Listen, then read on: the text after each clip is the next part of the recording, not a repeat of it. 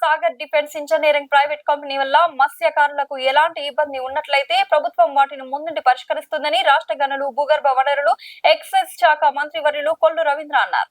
మంగళవారం నెల్లూరు కలెక్టరేట్ లోని తిక్కన ప్రాంగణంలో జరిగిన మత్స్యకారుల మరియు అధికారులతో ముఖాముఖి కార్యక్రమంలో ఆయన ముఖ్య అతిథిగా పాల్గొన్నారు.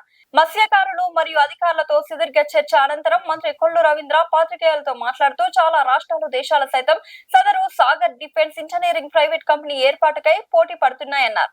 సమస్యలు ఏమైనా స్థానిక నాయకుల సహకారాలతో ప్రభుత్వం దృష్టికి తీసుకువచ్చి పరిష్కరించుకోవాలని సూచించారు. జువ్వలదిన్న ఫిషింగ్ హార్బర్ స్థానికులు మరియు జిల్లా కలెక్టర్ అధ్యక్షతన ఈ సమావేశం నిర్వహించడం జరిగిందన్నారు. Sagar defence engineering private company ఏర్పాటు వల్ల మత్స్యకారులకు కూడా చాలా ఉపయోగకరంగా ఉంటుందని తెలిపారు.